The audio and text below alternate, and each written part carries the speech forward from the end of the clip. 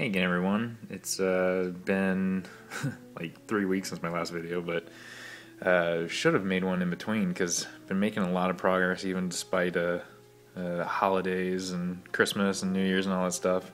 So wanted to finally catch y'all up on where I am with the Enterprise 1701 refit build. So I guess first thing I should probably show you is the let me put this down so I can actually see it. Is the starboard nacelle. So gotten this guy all wired up and gotten it started to get it it's pretty much all decaled now. Just got a little bit of cleanup work to do, but got all the lights like installed in there. 2 spotlights going right there. 4 super bright blue LEDs with actually learning a cool trick with this. If you take a little bit of just like a cotton ball and like tease it out, or I had like one of my dog's like dog toys that she's that she's gutted and torn all the stuffing out. If you grab some of that stuffing and kind of hot glue it on top of the LED, it diffuses the light really, really nicely. So I've been kind of using that on all of the other parts of this build, and we'll get to that in a second. But that's a really good trick for this blue light in there. I'd light it up for you, but I don't have a I don't have a power supply hooked up to it yet. But yeah, just got a little bit of clean work to do there. Got a few final decals. We don't have the Enterprise insignia on it yet, or need to paint this little tail fin there. It's like duck egg blue or something like that, whatever the instructions say. But yeah, it's all wired up and ready to go. My wife did all the decaling on it, and we've been kind of doing this project together. So it's been a lot of fun so far. She's amazing at decaling, and which is actually kind of hard to do because we just kind of by trial and error, these decals for these engines are just like they're so brittle, and I know Polar Lights has had problems with it before, and they've said stuff about it. So one thing around the forums, which was like a lifesaver, and that's my dog in the background, but one of the things that was a lifesaver is this stuff called a Microsol, which is really cool stuff. It comes with Roxy, shut up. It comes with kind of in a 2-pack. It's Microset and Microsol. Microset kind of gives it this kind of just kind of adheres it a little bit more to the plastic, which is really nice. And it's supposed to help it go on easier. But honestly, my wife was not really too kicked in the head with this. It kind of made placing the decals a little bit tougher. So it's kind of what and what. I mean, water seems to work just as well as this, but the thing that was really a lifesaver is this Microsol. And what Microsol does is a little counterintuitive, because once you place the decals on there, you get them all placed, you brush pretty liberal coating of this right on top of the decal, and it will wrinkle up your decal, and it looks awful for a good hour or so. But it really kind of helps. It kind of melts the plastic a little. Well, not melts.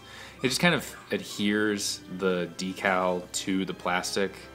So it really looks painted on, and once we picked up this, it's just kind of been a lifesaver. We did the deflector dish too, which is in the other room. I'll show that later.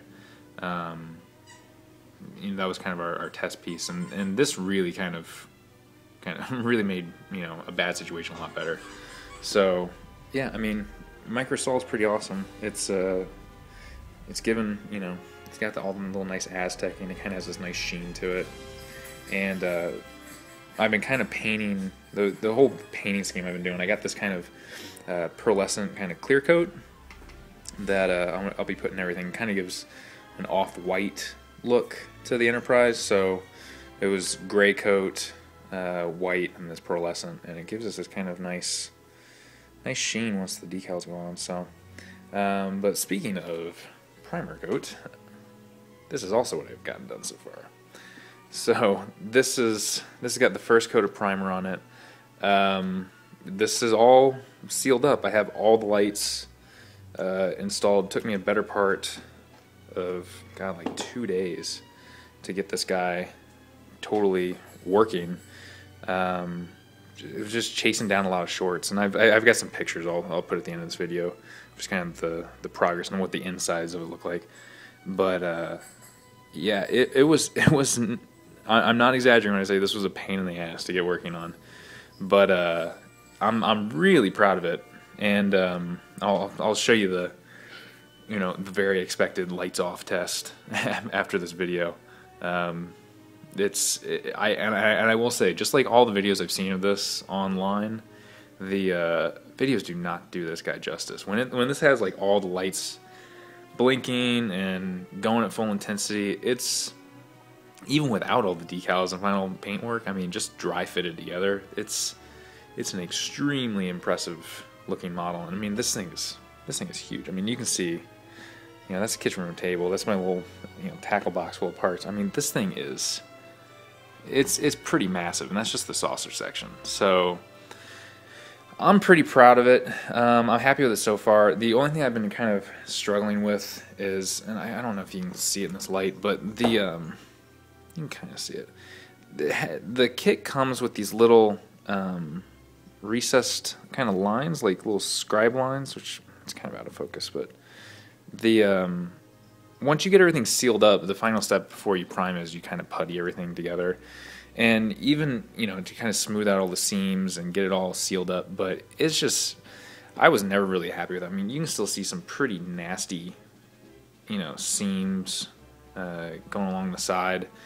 And so that's really what I'm tackling right now. I'm basically just gonna, after looking at the decal sheet,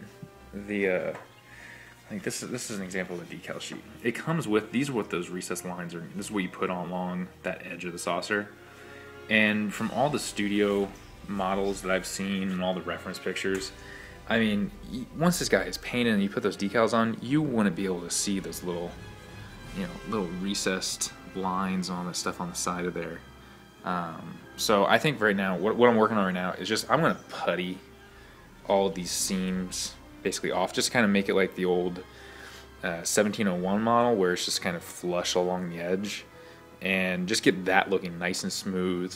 Give it another, clear coat, excuse me, another coat of primer, and then I'm going to put those decals on once it's all finally painted. And I don't think you're going to notice any difference, so we will see about that. But speaking of painting, another line in this Microscale Industries Inc. model kit and lineup stuff is this really cool stuff. It's called a Micro Mask. You'll see when I show you the light up test, but like, this thing has windows obviously all along, and there are little tiny portholes everywhere. So needless to say, cutting all those masks for all those windows is just ridiculous. So what this stuff does, and it's really cool, you just get a little dab of it, and it's basically liquid latex with a little bit of a pigment added to it, so you can see where it is. But you paint this over what you want to mask. So in my case, it was all of these, little tiny windows all along the side, and let it dry, and then you basically just go back with an X-Acto and you cut the excess off, and it makes a extremely tight seal around what you actually want to mask. And I use it on all the the bridge windows that all that stuff that's going to be radiating out. There's kind of a weird shape to cut. Use it on this back crystal window back there, and it's really working great. So if you're in trouble with your model, I mean, everything I've read online is absolutely true about these three little products, maybe not this much, but these two products are really fantastic. Micro Mask and Micro Saw. They're extremely useful, and I mean, I'm going to use it for pretty much every model I do from now on. So, next up in line for this guy is just going to be getting this guy all puttied and sanded and getting all these, you know, all this nice and smooth, painting this top section, and then we're going to decal this guy, decal the saucer section separately, and then when my wife does that, I'll be moving on to the rest of the ship. So I'll be doing the other warp nacelle, the whole engineering part of the ship, which you know, we already have the hangar deck all built out. Got the VIP. You can't see it here because it's masked off, but got the little VIP room all done, and really it's just last little mini room is the Arboretum. So we're kind of in the home stretch with this guy. I'm hoping we can get this done in the next, hopefully 3 weeks, because we are having a son in about 3 weeks, and I don't think I'm going to have much time nor care to work on a little Starship model when our first kids are here. So, but I don't want to leave this on the workbench, just kind of taking up the whole kitchen table like it is here. So, hopefully we can get this done in the next few weeks, and hopefully it will not be a few weeks until I do another update. So, thanks for watching, and talk soon. Thanks.